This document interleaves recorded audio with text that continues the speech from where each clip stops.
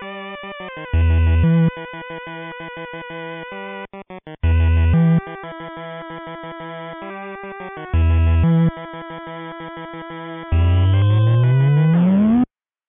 everyone, Willie Clark here. Welcome to a new year of the Not So Silent podcast. As always, my lovely two companions from last year back joining me again. Say hi, guys.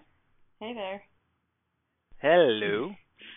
Slightly more normal. It took us a few tries this time to get things going, but we're... Yeah, I turned British, then Scottish, and now I'm back to semi-normal. Well, I mean, it has been almost a year. I mean, Doctor Who wrapped up last December. So yeah, it's been almost a year since we've all been together talking about Doctor Who at least. And the only decently important thing that they've made official that I think is newsworthy to bring up. Should we mention that this is a spoiler-induced show?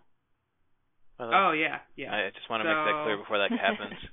Yeah. So, obviously, spoilers for the most recent episode of Doctor Who. And maybe some... related news. Yeah, and all related news, and all of last season, anything else. Anything that's aired. Yeah, anything that's aired, I guess, with the exception of, you probably won't have spoilers from Old Who, because 2/3 of us don't know it, but I guess 1/3 of us does, so maybe that 1/3's a dick. I will try not to, but... Well, I mean, I feel like it would only come up at this point if the show spoiled something from itself, and it does seem, I mean, in this episode too. Seems feasible. Yeah, it was mentioning... There was a crap ton of Old Who in this episode. Yeah. Metric crap ton. Yeah. But anyways, before we get into that, the show has confirmed that this will be the last season of Clara. She will not be surviving the season. We don't know when exactly her exit... Surviving? Yeah, she won't be surviving the season. Define survive. That makes it sound like she's dying. Her character probably is dying. What companion has... Martha? Besides Martha. A lot of the old Donna? companions also had some... I would not consider what happened to Donna surviving. She's alive. It's worse than death, maybe, but yeah, she's alive. Yeah. Well, anyways. Well, also I like... Rose is still alive somewhere. Oh, yeah. In an alternate goddamn... They're pretty much all alive, basically. Time warp. Which is Amy's different. Dead. The only one that matters is dead. They're not dead. Not dead.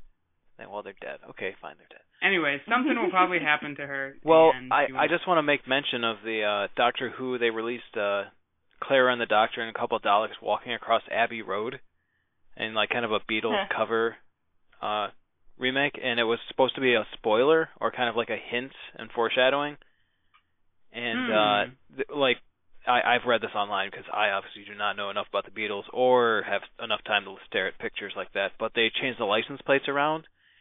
And I mentioned that John Lennon, because Clara has her shoes off and is apparently John Lennon in the picture, and the license plate said something about if you were still alive, you'd be turning 29 or something, and Jenna Coleman's like 28. So I think they were trying to give credence to the fact that Clara is still going to die in that too. But I don't know if they explicitly said that. Wait, she's really only 28?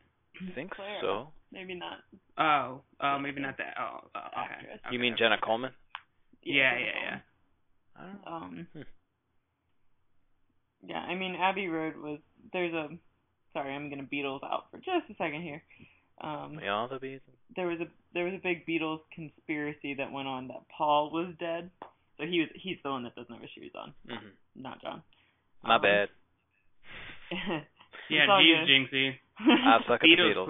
Beatles police are pulling you over. Thank you. I appreciate it. But yeah, so... You could say Sergeant Pepper is pulling him over. Oh, my God. Different album. So the conspiracy was that Paul is dead, and the Abbey Road cover was supposed to be like the funeral procession. Mm-hmm. They're all dressed kind of like... You've got like one of them dressed as a priest, one of them, Paul's dressed in a suit like you'd be buried in. One of them was dressed as like a mourner, I guess, and I think George was dressed as like a gravedigger. He's just wearing like jeans. So it's an interesting choice on top of messing with license plates, I guess. They were pulling on from an old conspiracy theory about a member dying. Interesting. Also, are we going Okay. to institute the drinking game where if we get off topic on a completely different thing, they have to take a shot? Because I feel like we've already started strong. Take a shot. Yeah, because that's already happened once. But okay, yeah. So anything else interesting that's happened Doctor Who related over the past year that we wanna before we talk about the episode? I grew a beard. Jinxie's grown like half a beard. I'm literally sporting half a beard because I was shaving it off, and then this half happened. a beard as well. Midna's still trying to chew my headphone wires. That hasn't changed at all. That's his cat. No. For viewers, Jinxie knows, but. Well, cool. Then, okay, yeah. So let's talk about Magician's Apprentice. I think that was the name of it. Yep. It's the first season. It's the first episode, and I'm already not looking stuff up, but I'm pretty sure that's the name of it.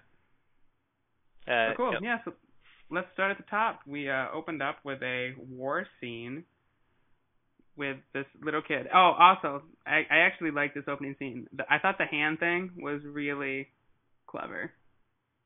And hand mines. mines. Mhm. Yeah, well, it was creepy, but it was also... They were very Pan's Labyrinth. Yeah, well, they were very... I was telling Rye, and actually, I think this whole episode, I actually really like this episode, he said shockingly. But it was that really weird, space, Venn diagram of space that happens in Doctor Who, where, really cheesy sci-fi interacts with, clever sci-fi, and there's this little area that the two sometime overlap, and I thought the hand mines were one of them. I thought that was a cool idea. Mhm. I feel like it was developed by I don't know.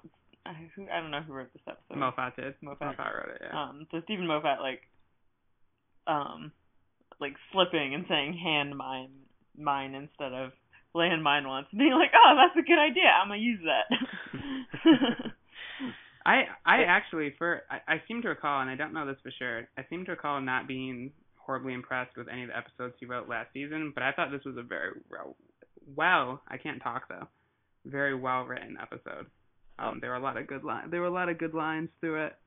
And we had the return of a certain character. But before I get there, Jinxie, you wanted to say something. Yes. And I just steamrolled way over you. Yes, So. I'm flat unlike the Austin Powers movie. Another movie.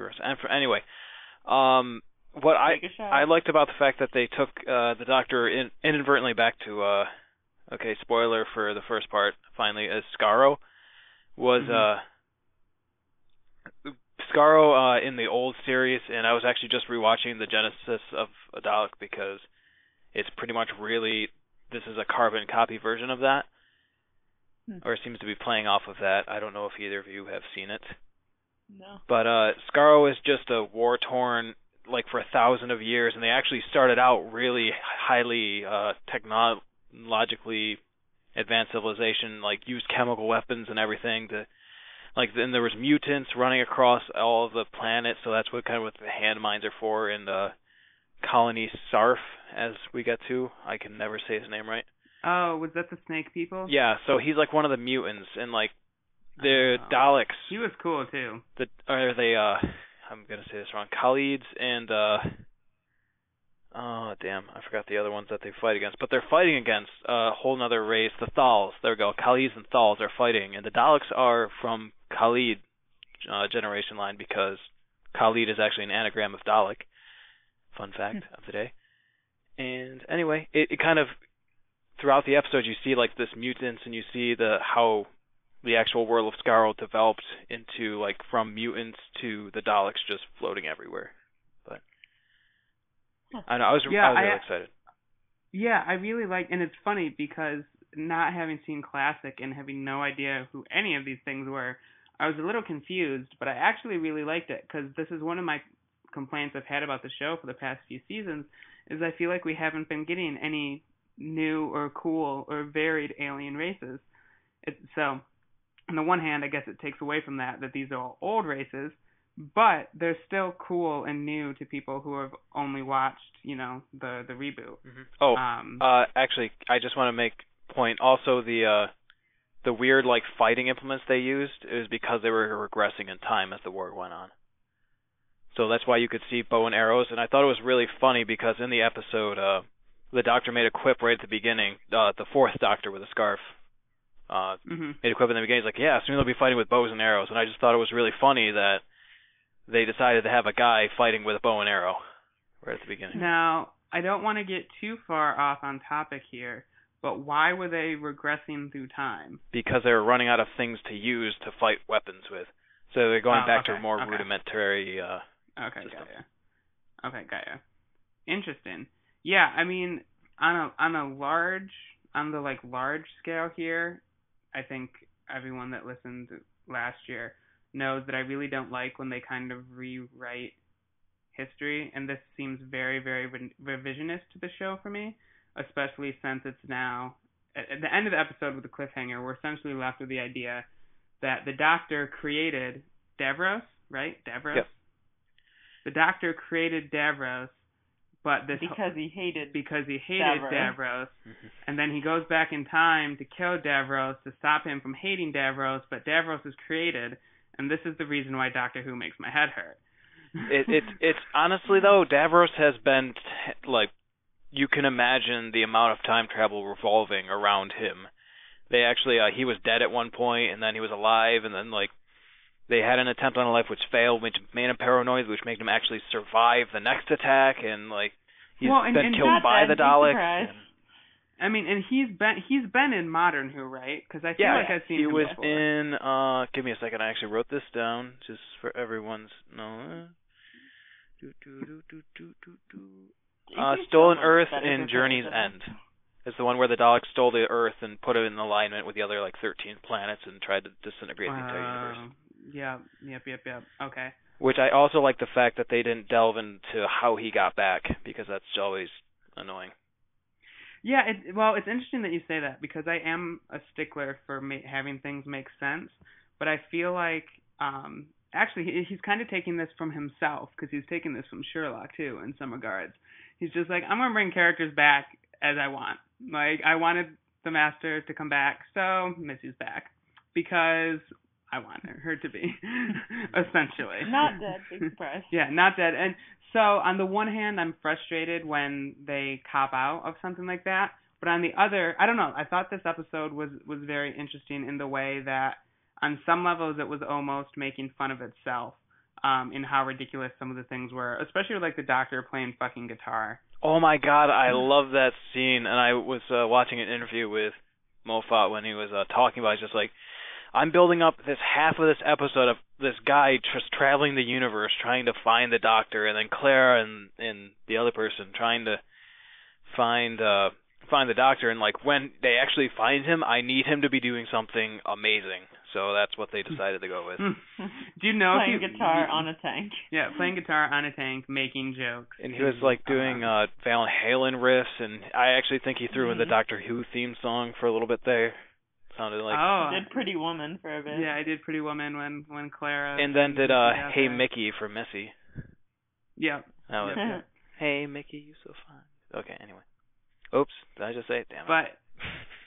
But no, it's fine. But yeah. So I thought it was interesting how with that, and there were a couple other instances in this episode too where I felt like the show was yes, this is silly and fun, but that's also kind of what the point's supposed to be. Which if they, you can't build entire seasons around that. But I also thought it was interesting that they started with a two-parter. Right, right off the gate, this was a very. Oh, this whole season's gonna be two-parters. Yeah, I did see that. We have a lot of two-parters this season, don't we? I like it. Yeah. Yeah, I mean, it's kind of, I don't know, I thought this was a very take no prisoner, right off the bat, extreme episode for them to jump into. Oh, yeah, they were like, Missy's back, she's not dead. Daleks are, properly scary. Yeah, the Daleks are around. Oh, we're gonna kill Clara and Missy and everyone, and, whoa. A lot. That was a lot. Yeah. I mean, I guess actually at this point, Clara and Missy are both dead. Though clearly they're not gonna. Yeah. Well, it's never a question of whether or not they're dead. It's more how are they going to survive? How are they not dead? Yeah. How are they going to survive? Yeah. What else? But yeah, actually, it's interesting that you mentioned that too, Jinxie. The Doctor wasn't that prevalent in this episode either. it took a very long time for the Doctor to show up. On the tank. I'm guessing it was at least halfway through. He was in before the tank. Well, he was in the intro, but then after that it was just Clara and Missy for a long. Yeah, it was about like 20 minutes worth of the 45 that he wasn't even there. That's a long stretch to not have him in. I also like Missy's quip about the Doctor being a young girl. Moffat just isn't gonna let that go. No. I think the whole a little girl. What? Two of these three things were true. Yeah. I loved Missy this episode. She had all the good lines. Her and Davros just stole the entire show away from everything else. It was really awesome. Yo, but Clara's got a motorcycle. She's badass now. Oh my, okay. Well, she is badass, but I have a separate issue with that we will discuss later because I am. Oh, okay. Yeah, my reaction was, since when does Clara drive a motorcycle? And he's like, since she was awesome. Well, there does seem to be a lot of off-page development here because, I mean, maybe I'm just not remembering Clara very clearly from the end of last season, but she seems a lot more confident and sure than she ever did. Well, she was pretty... she was pretty cocky at the end of last season, too. Oh, okay. So I might just be foggy on the stuff from last season. But yeah, I mean, yeah, even with Missy being like, oh, like, how's your boyfriend? She's just like, yeah, it's still dead. Some people stay dead in this universe. Occasionally, when Willie doesn't like them. Yeah. Yeah, exactly. Well, yeah, he didn't need to come back. But also, though, the one thing, so I will say, I'm very much over this whole the Doctor's last day as a plot device. I think everyone is. That seems to be a common theme I've read. Yeah, I think they've used it one too many times, and especially since it really seems like to me the Doctor has been much closer to death many times before this, and he's never sent his will anywhere. But I would say, like, we know that Clara is getting replaced, and I feel like it would have to have been the biggest secret on Earth if somehow Capaldi regenerates this season and we didn't know about it ahead of time. That would be. The way they were framing some of this episode, I just turned and looked to Rye and was like, if they regenerated him in the first episode of a new season, I'm like, that would blow the world apart. Like, yeah. Yep. But they didn't. Well, not yet. It would have to be such a well-kept secret. But yeah, I mean, I don't know how you keep casting and filming and all, like, yeah. But I don't doubt they're gonna try to for the next Doctor. They could put Capaldi in another Matt Smith mask, which is something I finally had confirmed today, and I always thought it was the case. What? In the first in Deep Breath, in the first episode where he was like wearing the one guy's mask, the one like bodysuit mask, and walking around to save Clara. In like part of the scene, like he rips off the face to like reveal himself there, and I always thought it looked like Matt Smith's face that he was pulling off of, and apparently it was. It was a Matt Smith mask because they had actually ripped the original mask the first time he took it off. So for the subsequent takes, he was taking off Matt Smith's face. I thought it was kind of funny. symbolic, but it's also kind of just funny in general. That is kind of funny. But yeah, I mean, he had a lot of old references and stuff to his past selves in this episode. Like, he specifically mentioned the bow tie and the scarf. Mm-hmm. Actually, did you guys watch the prequel to this? That like 5-minute short? No. Nope. Oh, it was prequel. It was released on like the 19th, and it was the Doctor's meditation, and it was why he was there to begin with. So I knew that he was already there, and it's why he was where on Skaro? No, why he was at that castle. He had apparently like saved this one guy's life, and as a debt of gratitude, like he got to stay at the castle, and he was going to meditate because that's what you do when you're a Time Lord and you're about to die. You meditate. And it just showed him being completely incapable of meditating, like running around digging wells for water, and it was just, I'd recommend watching it. It was kind of funny. Okay, well, so... Came out while we were camping. Yeah. That's also why we're late this week. So, we're going to try to not have it happen again. That's what we camping, said all last We're season. never going to go camping again. And Willie's word is cold and dark. Yeah, camping's cold and dark. Okay, no, wait. So, hold on, because you had a thought, Jinxie, that reminded me of something that I wanted to talk about. Got it. So you talked about how Time Lords go to meditate. That assumes that they always know when they're gonna die. But is this an idea that the show has brought forward before? Because I don't remember it ever coming up. I'm not aware of it. That doesn't mean to say that I don't remember. But I mean, also is it a new thing because he like thinks he's on his last life? I mean, you can die no matter what as a Time Lord if you're stopped before your regeneration. Yeah. Yeah, but I'm saying, is now he more concerned about his mortality than ever because? I think it's just because he was actually giving up rather than facing death, because he just realized that he potentially created the Daleks by saving Davros. And like that is the epitome of him as fighting the Daleks. So to like figure out that you've actually created what you've spent your whole life trying to destroy is kind of Yeah, and I mean that's another thing I don't like is how this timeline is so messed up that this incarnation of the Doctor is the one who created the Daleks, but he's been fighting the Daleks for all these other ones. Time sucks. Bye. Okay. Time sucks. Okay, can I rant about something that was really bad? Or Yep. Go. Do you, Ryan, want to say anything before I? Okay. No, go for it. Okay. So the beginning of this episode, I really hated, and the part after. So the introduction of like him spitting into his gum into a bucket or whatever it was, and I just felt like the entire sequence was so off until Clara actually got to like seeing Missy's like "I'm so fine" on the screen. And one was kind of her like quip about Jane Austen being a really good kisser to like her school students. That seemed very strange. Like she was trying to give like, oh, like I was there, I know this, ha ha ha. But it seemed like, why would you say that to children? And then like she's like telling them to search their phones for hashtag planes have stopped, and then being called in to unit. And then unit being a bunch of bumbling idiots who had no idea what they were doing. The lady even said, "Pardon my sci-fi," and like that's their entire job is sci-fi. I don't. Sci-fi.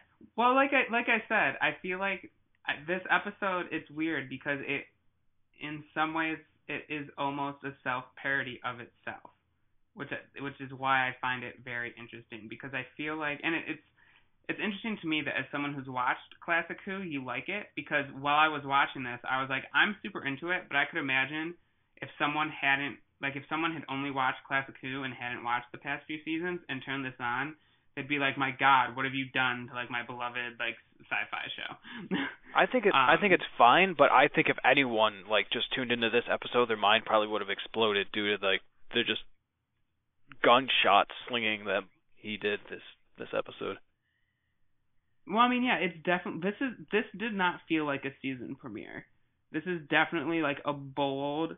It's not quite anti-viewer, but like it's. I mean, and like you said, with all the stuff about like the old Who and stuff, it's very deep in Who lore for a season premiere. Mm-hmm. Like there's a lot of assumed knowledge. I liked the opening. I guess not really the Clara stuff. I liked everything else. I was super confused. But I just liked the tour and the different people and places we saw. Oh. Snake Dude was cool. Weird mage ladies were cool.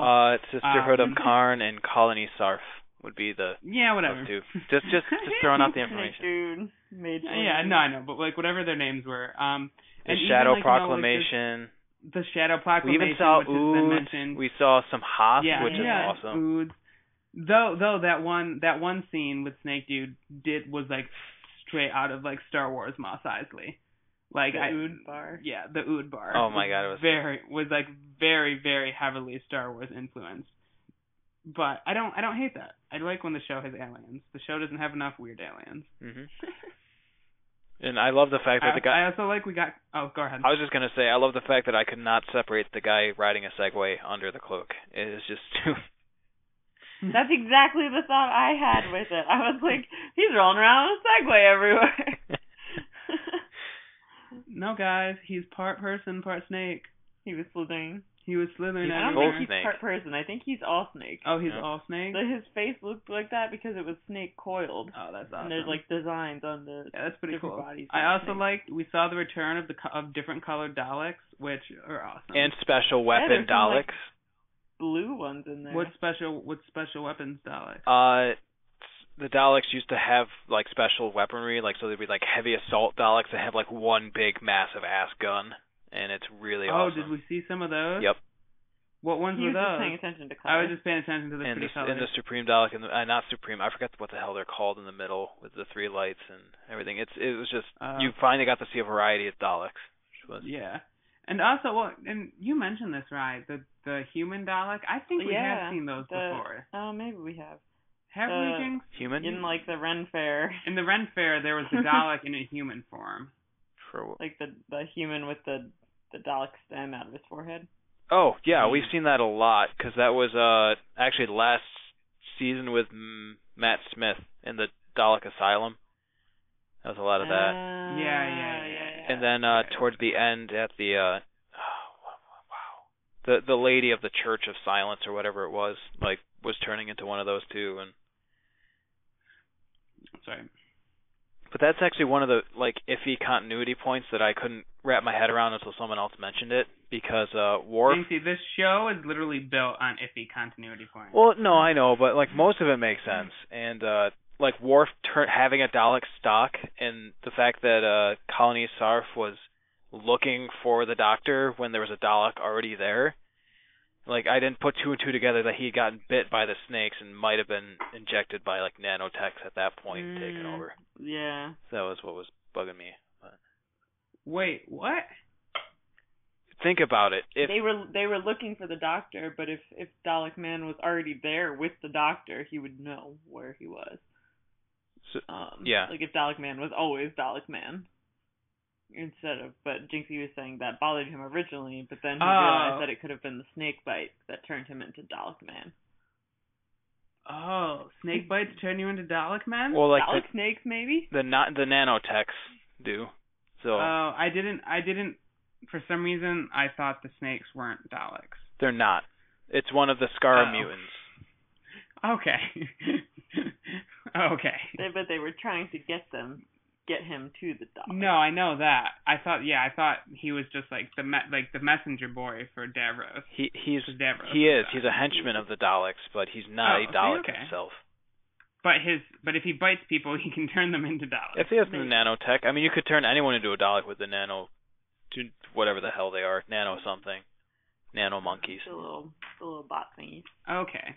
Well, now that I'm thoroughly confused. But it's interesting that what you said about the intros, Jinxie, because I don't know if I dug it or not, but I think that's what I meant, that Clara felt different, because it felt odd that they were like, they called her school and they're just like, hey, get Clara, like your country needs her, and everyone just seemed like, okay, like Clara, like Clara's whole world now is used to her running off and going on adventures. Which seemed weird. Well, the principal seemed confused, so I think that was the first time that had happened to him. He was like, "Wait, what?" I thought he was just a silly principal. But no, I like the kids were really confused. Sorry. Like, Miss, what? Like, why are you staring at the window? What's happening? Pull out your Twitters and your Instagrams. That's how dated this show is. In real life, kids would have Snapchatted that shit. Yeah, well, that's not how that works, because then you can't find like news or anything. Yeah, you can. You can do the little Discover. Anyways. Okay. Anyways. But no, I really liked the beginning premise. It was just the characters themselves were so mucked up. Like, they concentrated all intelligence into Clara, and everyone else apparently went brain dead. Well, yeah, I can see that. I don't know. I've never really been a fan of Clara as a school teacher. I've always thought that was an oddly unnecessary point that never really made any sense. It's this. That's never bothered me. I don't know. I've never really liked it. But also, I don't know. I thought that the information that they were doing was kind like the technology that UNIT had. I thought was kind of a little too convenient, because it was like, oh, we can tell like everywhere the Doctor's been by typing it into ThinkBot, and then ThinkBot can narrow it down to the exact random location the Doctor is at any given moment. Maybe that's why they've gotten so dumb. It's because they just have the computer do everything for them now. Because the computer does everything for them. Well, I mean, didn't they have people? They had some people die last season, didn't they? Yeah. Didn't someone in? I don't know. Yeah, do you watch Torchwood? I've watched it. Yes, I don't remember much of it, but except for the fact that he's so sexy. Oh, John Barrowman. I'm curious how like when they use UNIT in the show, how they're able to cohesively, or if they even bother trying to be cohesive with Torchwood. I've never seen Torchwood. I think it was Torchwood more so trying to be cohesive with Doctor Who. I think the BBC still gave Doctor Who the big weight there to shape the universe. And everything they did kind of fit in there, except for Miracle Day. Everyone was still trying to figure out how the hell that fit into anything. So, I'm not sure. What's Miracle Day? It's the day that Taco Bell chalupas rained down from the heavens, and they actually instituted the volcano menu back. That's coming back on Thursday. Don't joke. I'm so excited. But my life's about to begin again. Everyone take a shot. Also, for Taco Bell, that's.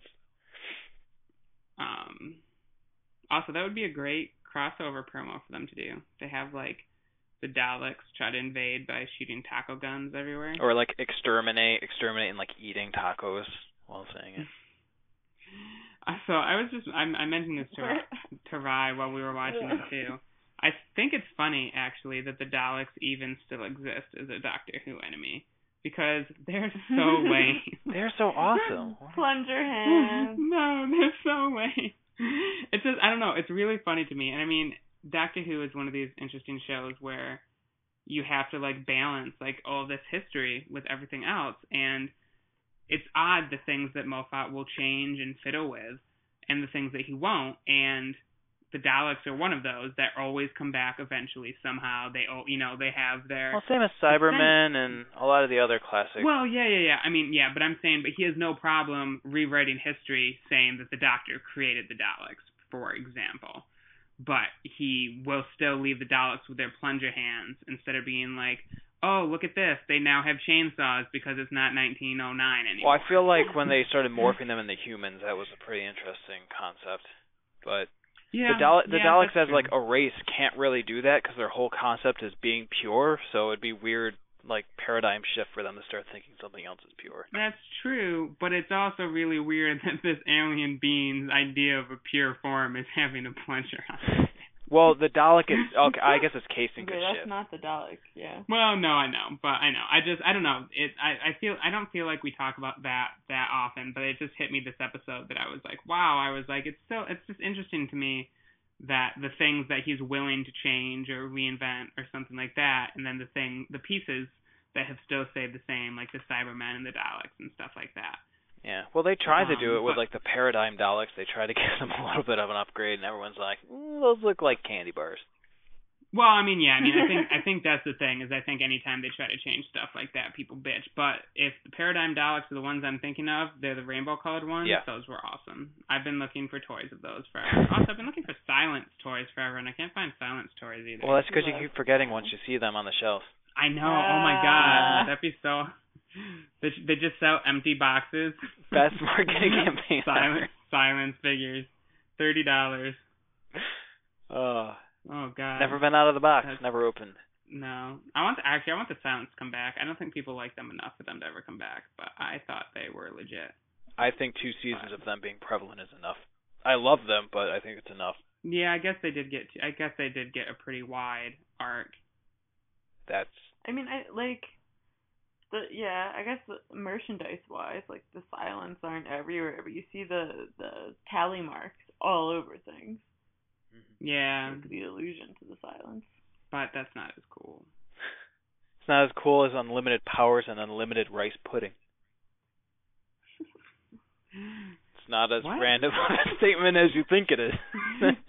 I was like, was that a line? Did I miss that line Yes. in this week's episode? Yes, you did, was actually. there a rice pudding somewhere? No, it was I forgot which Doctor it is, but when Davros was playing back the old Doctor Who clips of the old Doctor, and he's like, unlimited power, unlimited rice pudding. Yeah, it's really interesting to me. It always intrigues me when the show does that. When it does like such direct callbacks to itself that it pulls in old clips. Because I feel like I love it. Yeah, well, yeah, I feel like it's a very. I get to see Tennant again, so I'm happy. Well, I feel like it's a very unique thing that most. When the show does it, it doesn't always do it successfully because it only has so much footage, it can make work with stuff like that. Only so much footage, my God. Only so much. Well, no, but what was it? I mean, when they did it, what was it? When they did it with Clara, when she was like traveling through his whole timeline, and like some of the clips made sense, and then other ones it looked like it was a PowerPoint with her just like zooming over like one of the other doctors like film like cells from like. They only had so much resolution way back then. Well, that's what I'm saying. They only have so much footage that works that they can upscale to broadcast. That's what I'm saying. I gotcha. But yeah, so it's interesting that, and this was an oddball choice of a season to start off with. But I think ultimately it was probably a good one. I think it has me excited for this season. I feel like this season could be based around the decision of would you or wouldn't you, because Moffat's always said he's always wanted to deal with that, and like let's kill Hitler, and like even the quote from the Fourth Doctor that they played, like if you knew that person would grow up to be evil and kill millions of people, could you do it? And which is straight from Genesis of a Dalek, which is pretty much the same concept of the Doctor being asked by the Time Lords to go back and like muck up the Dalek genome and stop them from actually becoming an issue. So it's almost the same exact premise, which is kind of cool. Do you think I wonder if like in Doctor Who HQ, DW HQ, if they have like I want to see an actual timeline. I want to see I want to see this as shit on paper. Well, apparently the Big Finish guys have to go and consult the BBC when they want to do something just to make sure that it fits in with the Doctor Who universe. So maybe they have something. The big Finish guys. I think what I've heard is that they established the Big Finish Audios. It's the audio dramas for the Doctor Who stuff. Okay. Sorry. I thought you. Okay, no, that's okay. But no, I think what I've heard is that they've established a specific timeline for the Doctor, and everything else goes. So that's what they've apparently tried to do, is keep the Doctor's timeline consistent. Everything else can be fudged. Be whatever. Yeah. I mean, but even the Doctors, like I said, like with this episode, like he's literally creating a giant paradox. No, I wouldn't say so. How not? He's been back to try and stop the Daleks before. This is nothing new. Yeah, I guess I understand the paradox. If he goes and kills the kid, then the Daleks are never created, so he's never in the situation to like go back and kill him. Sort of paradox. Is that what you're saying? Yeah.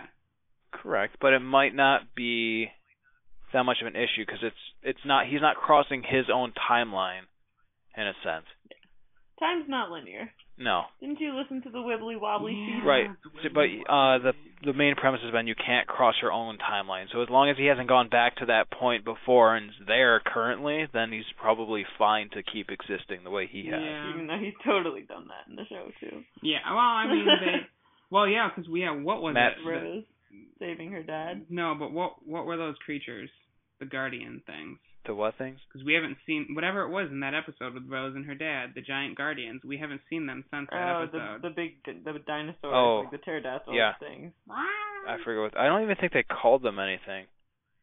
I thought they were called like the Guardian. Maybe they were like paradox monsters. Yeah, and they were like parasites. He said that. Yeah. Something stuck on the infected time. Well, I mean that's the other thing is the Tardis is supposed to have a paradox protection. Yeah, keep itself from paradoxes. But the Tardis exploded, and also you mentioned that. Shouldn't the Tardis have like eaten the planet if it actually exploded? Like, there's so much raw time power. Shouldn't the planet have just been like sucked in and maybe thrown somewhere else? in time. Well, I think wasn't it like all of some bueno. I don't know. That's a good point. Yeah. And I feel like destroying the TARDIS is just not just gonna like. I feel like that's not something you can just do. Because last time it created the scars in the universe. And it didn't even actually end up exploding. Oh, you mean that? Okay. No, you can destroy the TARDIS just fine, I think. I just don't think you can let it implode on itself. I think there's a difference. I don't know. I still think there's so much power inside of it that just like I can't imagine blowing it up isn't going to do something bad. Well, yeah. But it's probably not really exploded. I really don't understand why they changed the way the windows looked. Oh, how they have a different tint on a couple of them? Yeah, like only 2 of the panes on each like little window are like lit. Oh, that's gonna be a thing. You know that's gonna be a thing. It's just a little confusing. I just don't understand it. It's the Nether Sphere TARDIS. It's actually. I mean, yeah, I'm actually wondering if they're gonna redesign the TARDIS, and I'm actually also wondering if he's gonna get his own screwdriver now. Because he hasn't had, he's had mats. He hasn't had his own screwdriver, and every new season of Doctor Who needs a new screwdriver for Hot Topic to sell. And for me to buy. I was gonna say Willie's is like within reach, so he's acting like.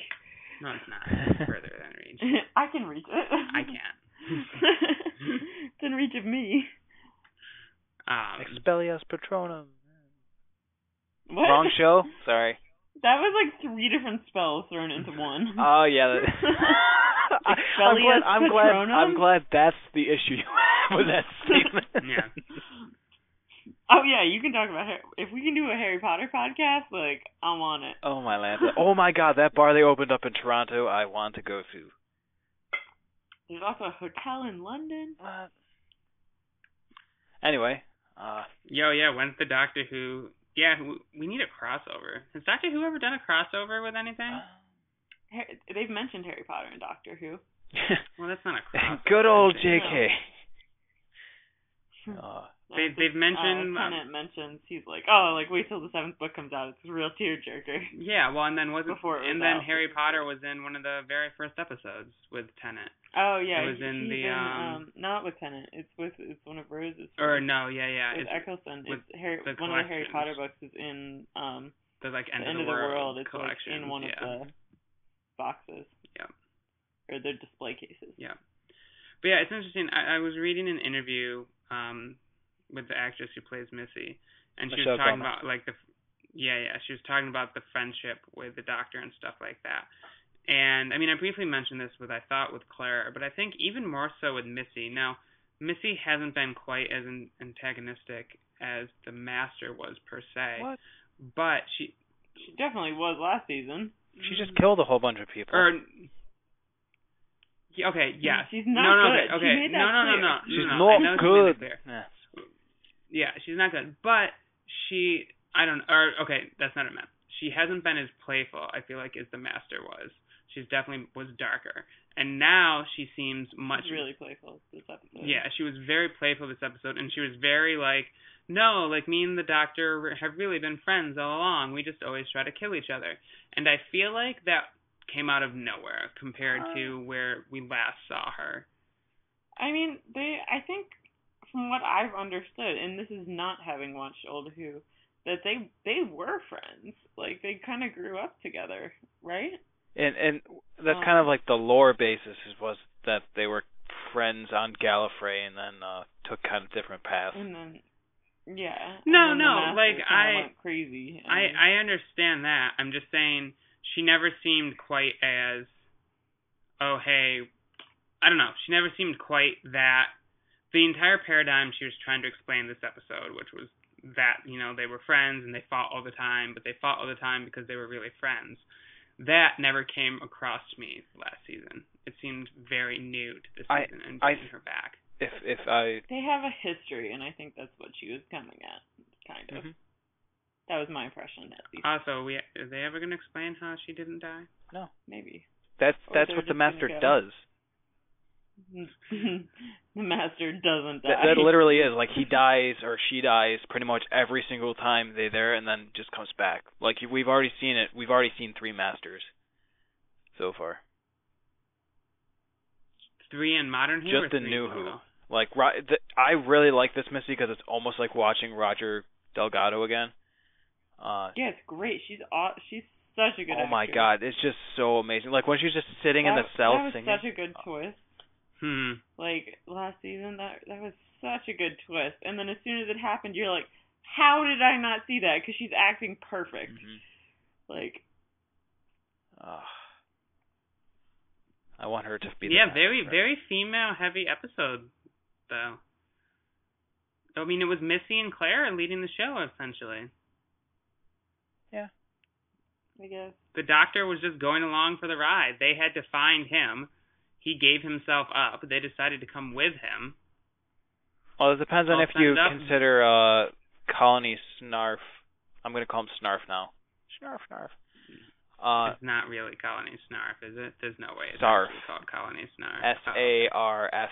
I think I saw FF maybe, but no, yeah, unless you count him as a whole bunch of males, in which case then you can't even count. I liked the voting. What are you doing? We're voting. It's a democracy. We have to wiggle in order to do it.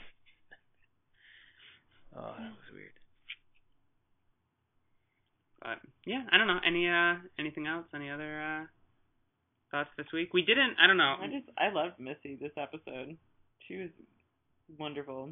I hope she is around. Yeah, I know it was. I mean, I guess she's dead, but so is Clara. So we'll see. No bodies means not dead. Dalek rays leave bodies. True, they're just transported to Robo Heaven. Well, they still have their time We've vortex. already been to heaven. I know. On them. What? They still have their vortex manipulators on, so they could just probably have teleported wherever. And Clara's was linked to Missy's, so. But didn't we see a skeleton? What? We saw a skeleton. We saw the skeleton. I mean, when they were electrocuted, yeah, we saw her skeleton. But there wasn't a body remnant left. It was just like, it's like when you shoot Samus and... No, yeah, I know that, but like... No, I understand. Yeah, I understand that. But I'm saying, once they're shot, they can't use their time manipulators. Like, their bodies were evaporated. Dead skeleton dust can't... But that's not how the Dalek rays work. They don't leave dust. They leave bodies. They don't evaporate. And plus, there was kind of a red shift when Clara got hit that is atypical of a Dalek beam. So, check in, mate. I just face palmed myself. He did. It was actually kind of loud. You might have been able to I could hear it. Yep. But yeah, time loopholes aside, yeah, I thought this was a pretty good opening episode for the season. I'm excited. Yeah, like I said, I'm a little confused. I'm confused, already, but I'm excited. I think it's a bold choice for them to kick off with something like this. Or they just like shoved us straight into this season. Yeah. Like, though with a two-parter that always is open the door and kicked you in. Yeah. But yeah, no, it was good. I think they're hitting the ground running, which is good, for season pacing as a whole. It was the largest premiere viewing ever. Really? Yeah. Interesting. Although viewership dropped by like 2 million in the UK, but everywhere else it boomed. So it seems like the show is switching to be something more palatable to like American audiences. Interesting. I like it campy Britishness. Yes. It's like hand mines. And Missy. He was doing gestures to nothing. What were you gonna say, Jen? I was gonna say, and Missy rubbing Dalek balls. Yeah. There were a couple good. There was one other. I don't remember what it was. There was one other really good. Well, I mean, she had a couple good lines, but she had one other really good. She had all the good lines. She was great. Too. I'll scratch out Scarro's eye, or Davros' eye. That was one of them. Oh, he's your arch enemy now. I'll scratch out his eye. Yeah. Like, wait. Did you see the preview for next week's Jinxie? Because we did not. I did. And you can tell us what it was. There anything in it? Or? Yeah, there's a lot of stuff. Well, we see the Doctor go back to interact with baby Davros again, and he has a Dalek weapon and yells "exterminate" at him, and and says, "I'm going to save my friends the only way I know how." Oh, we did see that. That was the end of this episode. Yeah, that was the end of this episode. Yep. That wasn't the preview. The only thing I've seen of the preview is the Doctor's hand glowing on one of Davros's life support systems. So I think the Doctor might actually give Davros some regenerative energy. Ooh. So that might be interesting to look out for. Weirdness. But cool. Yeah. Other than that. Cool. Anything else, guys? Squee. Oh, we almost made it. We were so close. What? His squee. Permission to squee. No. Okay. No. Permission denied. Too late. Well, thank you everyone for coming back. We'll be back next week. Have a good one. See ya. Adios.